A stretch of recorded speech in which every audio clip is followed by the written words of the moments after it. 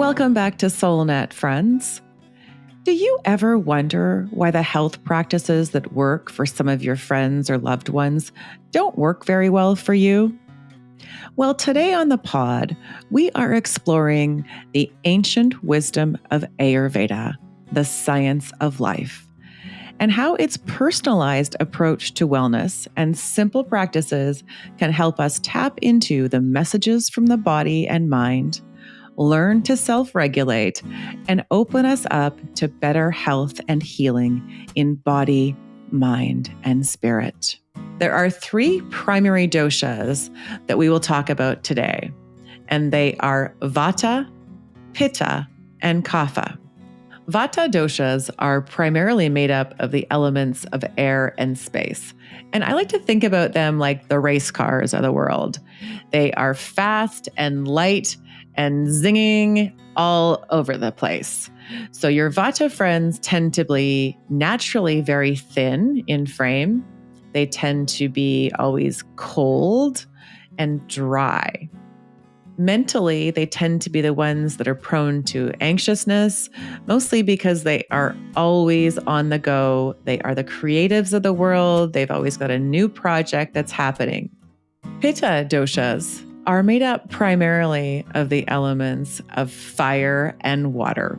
And I like to think about them as the muscle cars in the world. So they are the Dodge Chargers or the Ford Mustangs. They're a little bit bigger than those race cars and a little more weight to them. However, they are still full of fire and can go fast. Physically speaking, these Pitta friends tend to be of medium build, fairly athletic, easy to build muscle. Mentally, they tend to be very charismatic, really beautiful leaders when they're in their balanced selves. When out of balance, Pittas are the road ragers and the blamers of society, even the dictators of society. Kaphas are made up of the elements of earth and water. And I like to think about them as the Escalades out there in the world. So they tend to be heavier set. There's a density to them, yet they're built for endurance in comfort. So your Kapha friends may be bigger boned or prone to being a little bit overweight. They also have amazing strength and endurance and can make up some of the most amazing athletes that we see in the world when they are in balance. They are also beautiful space holders. They tend to be the friends that we go to when we need support or unconditional love. When out of balance, they can be prone to things like being overweight, lifestyle diseases, and then mentally they can be prone to things like avoidance or depression. Let's jump in, friends.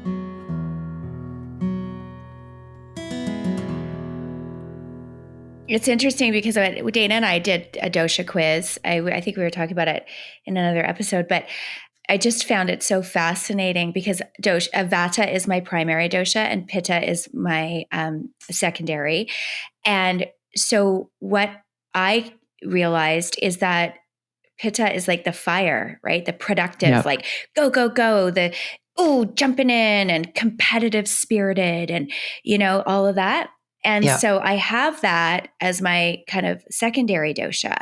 And when I am out of alignment with myself and out of balance with my soul, my Pitta is up and I am like fierce and fiery and my patience is low. And I'm like, I'm going to, I'm just going to steamroll this shit down. And so what I realized after talking with Dayna is like, she gave me these really great, simple tools, again, that could be great. Like it's good for anybody that has my similar type dosha. But it was like, maybe when you feel that way, go and be with the water, have a shower, tap into your creativity, return to your primary dosha, which is Vata, which is light and airy and gentle and soft touch. And it's like when you go there, then the pendulum swings the other way, and then you kind of balance out in the middle.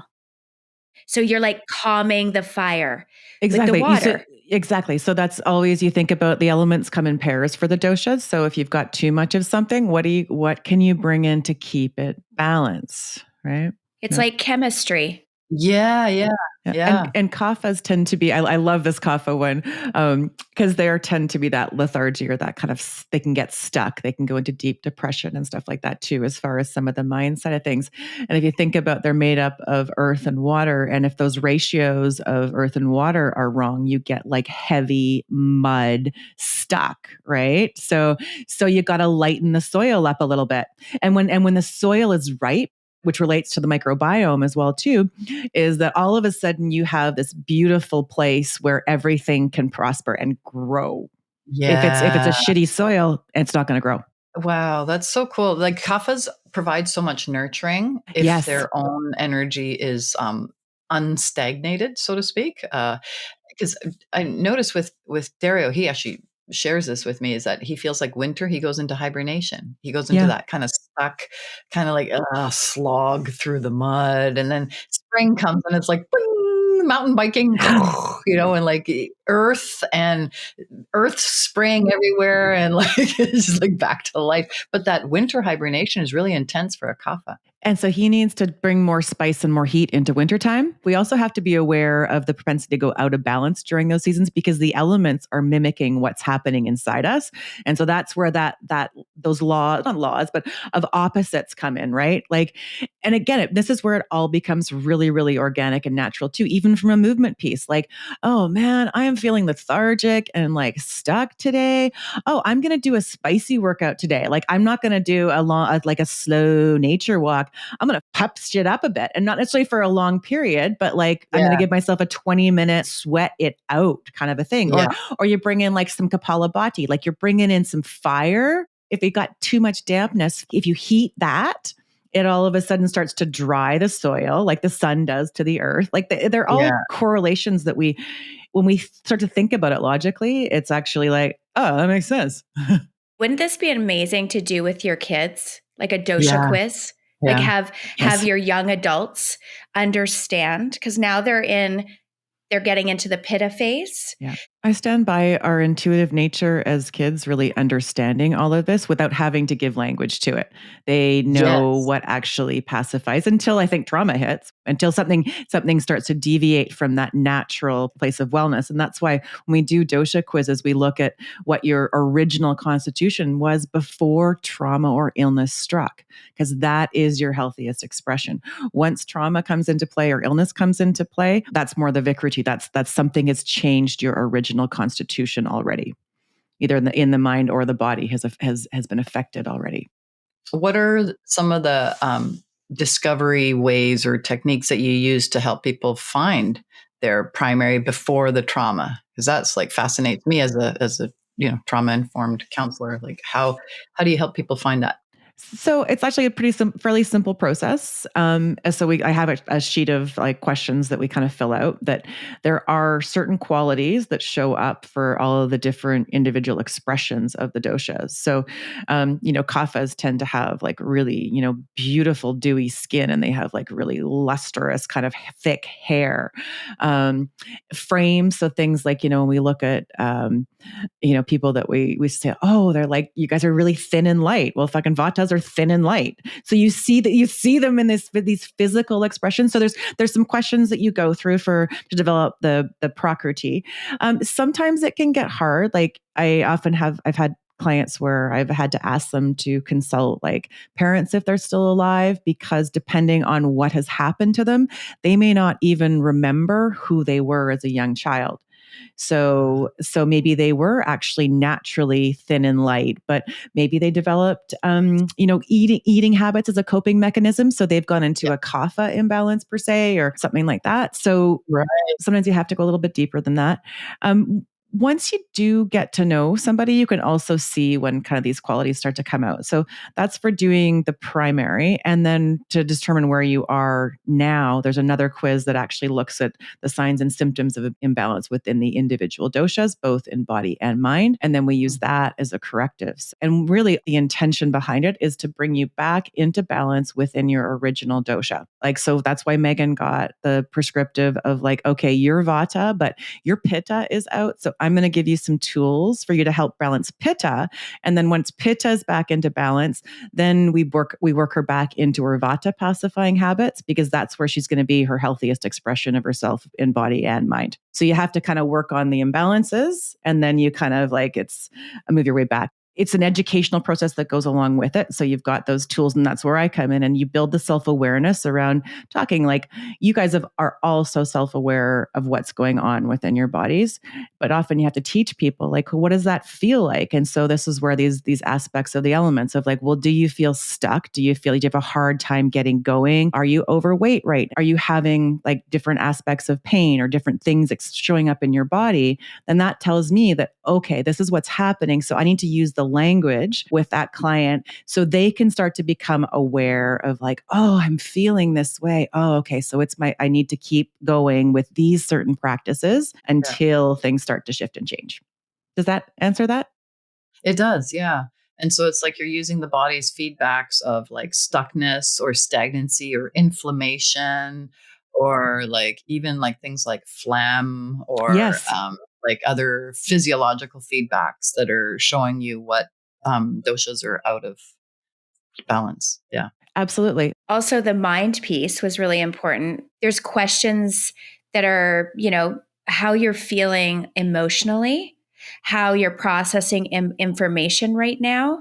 And that could be out of alignment from your primary dosha. So she looks at all of it, the mind and the body, from your early days and where you are currently. And then that kind of, shows her what needs to be balanced. I mean, mine was very interesting. I was like, it wasn't obvious, was it, Dayna? Like, No. you were a bit surprised by a few things that I was actually, yeah. I was really surprised by your mind piece. Tell us about that. I'm curious. Well, because the heaviness, like I feel yeah. there's a lot of heaviness in the world, and I'm very sensitive to it. And I was having a hard time rationalizing some of the stuff that's going on in the world. And so my anxiety was up, my worry was up, all these things were up, and that can keep you stuck like mud in the soil. It just like, you get stuck. You're not fluid. You also had some fiery, the pitta was up higher on that one too, which is that fieriness, which is that like intolerance for things of the mental maladies, right? So when they are out of balance, they become the dictators of the world. When that shadow side takes over, and pittas tend to really like spicy food. Well, too much spicy food in a pitta builds rage and anger. This is, again, other aspects that I love about food and nutrition is we focus in the Western world so much on nutrition, breakdown of like macros, like protein, fats, and carbohydrates and calories and all these things. But we forget about the energetic aspects of food. So too much sweet foods, if someone is like eating a ton of like really sweet, and this is of course like sugary foods, but meats are also sugary. Like there's other foods that tend to have a post-digestive flavor that is not necessarily the same foods we would consider as sweet. So if we have too much of those, we can be overly sweet. That's maybe where we come in as being the fawning type. So we forget that all these pieces of what we're eating can actually affect our personality in some ways too. So too much spicy food and an out of balance pitta builds rage. Wow. Like an anger, right? Because it's hot. It's fucking uncomfortable. It's like it's gotta out. Right. And also, I loved that too, because I'm conscious, right, of what I'm eating at different times. And when I feel that fire shows up in me as inflammation, skin inflammation. Yeah, so that's normal. So when my pitta is up, my skin is inflamed. So now, again, we were talking in another episode about signs and messages from the universe. This is a message from my body. Your body. Yeah. My body is sending me a message, right? It's like, so then I know I've got to look at what I'm eating. I've got to watch my pitta, my fire, my intolerance. I've got to settle down, calm, the nervous system, re-regulate. Yeah. Can I also just ask you about the touch? All the different doshas respond to different sensory experiences, and Vata responds very well to touch. So Abhyanga is actually one of the best ones for Vata, which is like self-massage. It calms anxiety. Oh my goodness, that's so true. So true. So true. So true. So really, I just got to have a massage every day. Yeah. Yeah. Totally. Dario, no signing you up. Massage. Well, this is the thing about Ayurveda is it's all about self-tools. So it's really nice when you can receive it from somebody else. The beautiful part about the Abhyanga is that some of the biggest limitations for massage are, of course, like time and money. But if you have your own oil, you can do this to yourself. And for people that live alone, for people like of all ages, touch is such a powerful thing and something that we need from the time we know what happens developmentally with infants that do not get touch at an early age. And this is the same all the way through, right? We need touch. And if we can give that towards ourselves when it's not available to us in other ways, it can help bring ourselves into balance. So it's that ultimate offering of self-love is saying, I'm going to touch myself and give myself what I need. Yeah. Without being weird about it. But you can do the other sexual one too, but we're talking about the actual, what balances you. Yeah. And interestingly, what regulates our nervous system is also different for each dosha type, because that the Abhyanga and also the I forget what it's called, but the oil that comes on the forehead and just the basti. For Vata, that's huge. That's totally. The ultimate anxiety balancer. So I'd say if we think about Vata as prone to being, dry and brittle, long-term prone to arthritis and these kind of maladies. Dry skin. Yeah. So the oil, that's where the oil is really pacifying. So they tend to use heavier oils for Vata because it tends to be really light. So there's different oil recommendations too for the different doshas. So if you want something that's fairly heavy for a Vata, whereas if you've got a Kapha that tends to be fairly heavy and dense in structure, you want a lighter oil that spices them up a bit. It's the same thing food-wise. You want Kaphas to be having spice and flavor because that actually spices them up a little bit and gets them going, both physiology and emotionally, right? Islena and I are both Vatas. We're both with Kaphas. Yes. So when we're feeling a little go racy, we just have to have some spicy oil in the food and spicy oil by the bed. Totally. I would give you one more on there, Islena. I would actually the ears. So we were trained that if you didn't have time to do the whole body, you would focus on the ears and the bottom of the feet. And those two are boom. You just struck something in my heart when you said the ears. As a young child going through divorce and a lot in my home, a lot of fighting. And my grandmother was in her late 70s. And I used to spend a lot of time with her on the weekends. And I mean, I could cry just thinking about it. I would sit with her and I would just touch her earlobes. Mm. And there was something about this, the I don't know, the softness of her ear and also the temperature. She always had cool kind of earlobes, and they weren't big. I know this sounds very, very strange, but a lot of kids that suck their thumbs sometimes rub their earlobes with their other hand. I've noticed that. I've noticed that too, it's actually. self-soothing. Yeah. So earlobes, when you said that, it's a real thing. I mean, I love what we're talking about here. This touching ourselves and touching our earlobe. It's all a bit okay, are we really what? But it's really true. We forget. It's that relationship with self. And it's self-regulation too. That exactly regulates. Yes, and it's self-regulation. Self-regulation. Yeah. And again, this is where the Ayurveda pieces come in. They're about daily habits, simple daily habits that you take care of. And again, it's really nice when somebody else is there, but there's not everybody has somebody and not everybody can pay for it. So It's not you a take, requirement.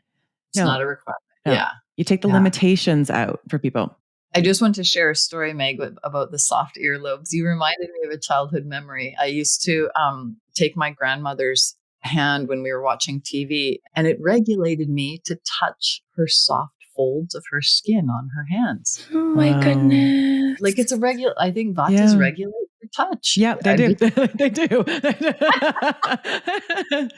I have a question about like lung and especially because I had COVID. Kapha. It's kapha. Okay, so kapha imbalance. And kapha is governed like those mucus pieces. And again, think about ratios of earth and water. You got too much of the mucus in the body. You want to lighten that up.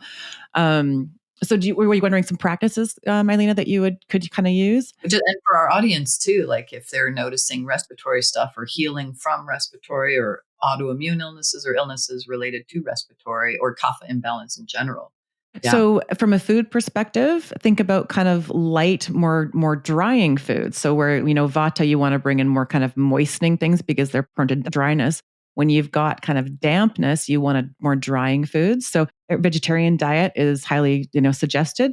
More pulses and legumes that are kind of drying. Think about how they kind of suck up some of the moisture. And same thing with bitter and astringent kind of vegetables. So a little bit of heat and pungent. And so a little bit more of the spicy foods. So think a little bit of heat is again going to build a little more fire, which is going to help that dry out some of the soil a little bit. When I switched to more warm meals during my day, even as a pitta, I came way better into balance. My digestion got better, inflammation comes down. I don't know if you guys have heard this in fitness circles where everyone wants to drink ice water. To actually be able to utilize the water, you have to heat it to a temperature that the body can assimilate it. And so fitness circles will say, if you drink ice water, you're going to burn more calories by taking in this ice water.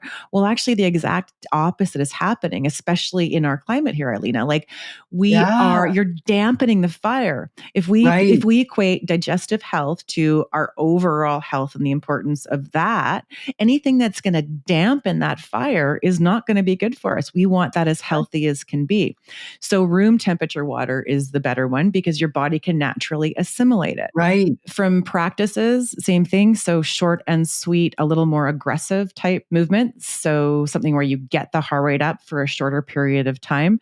You have to mind it a little bit because if you are Vata, you don't want to go too far down the road. So these would be shorter doses. If that's your primary dosha, you do a shorter kind of version of that. From breathwork practices, this is where a great time to lean into your Brastrika and your Kapalabhati breaths, because those are all fiery heat building breath practices. So, doing those on a daily basis until some of that mucus starts to make its way out is like amazing. And it's a super simple one to do. Is that a breath of fire type breath or no? Yeah. Yes. Yeah. That's exactly it. Really getting like that heat, that movement. Yeah, that makes sense to me. The breath of fire. And so what did you call it? We can put it in our show notes. Brastrika, you got two, Brastrika and Kapalabhati. One is more of an upper pump for the upper part of the chest. The other one is more of a belly pump. So just slightly different techniques. Yeah. And dry sauna would be... dry brushing. Love dry brushing, actually. So like if you talk about daily practices for different doshas, oil massages are recommended for all.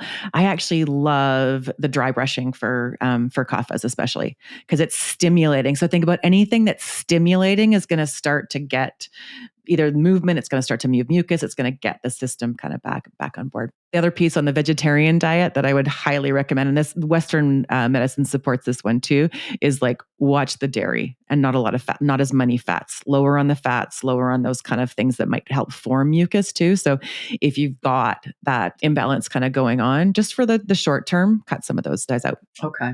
And interestingly though, my Vata nature like leans into the not dairy, but like the creamy. Yeah, almond. Lots of fats. It loves avocado. The fats. Yes. But my imbalanced kapha might not like the fats as much. No, exactly.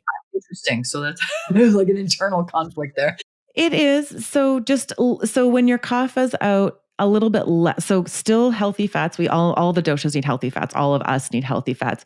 But when you're in your vata, you actually need more of those, and you need those, Yes, I again, those noticed sweet, sour, and salty foods are happy. So you're just that. Yeah. shifting things a little. Think about ratios. So I've got like, you're going to have all of the 6 tastes in there. You're just going to have a little bit less of those. Okay. I think I talked to before about we have these different times of life that are governed by the different doshas too.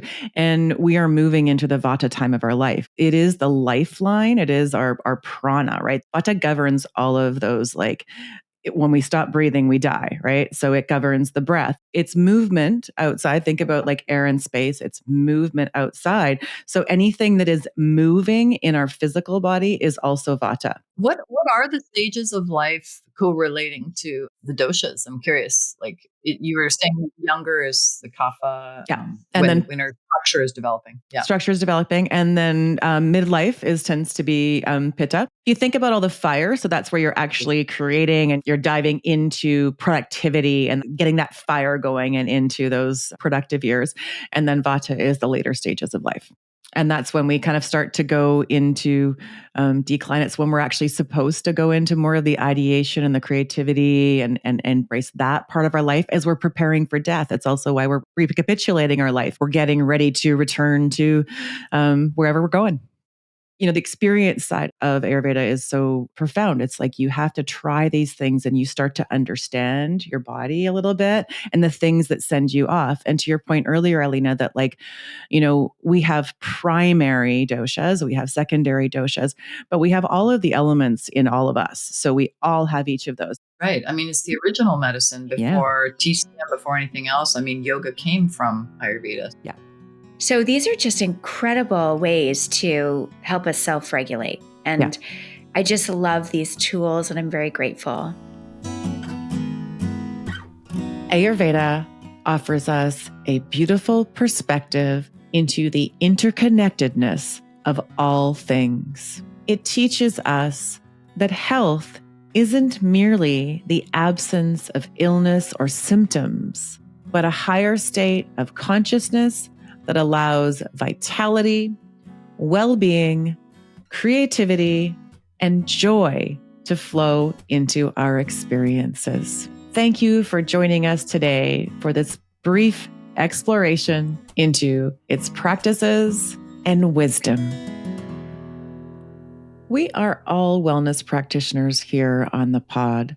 And as much as we love sharing our knowledge and experiences with you, we wanted to offer you a reminder that all the information shared here is for general purposes only. If you have any health conditions, either mental or physical, we advise that you speak to a doctor or appropriate practitioner before you begin using any of the practices discussed on the pod to ensure they are right for you. We are not responsible for any loss, damages, or liabilities that may arise from the use of this podcast and any of the practices mentioned here.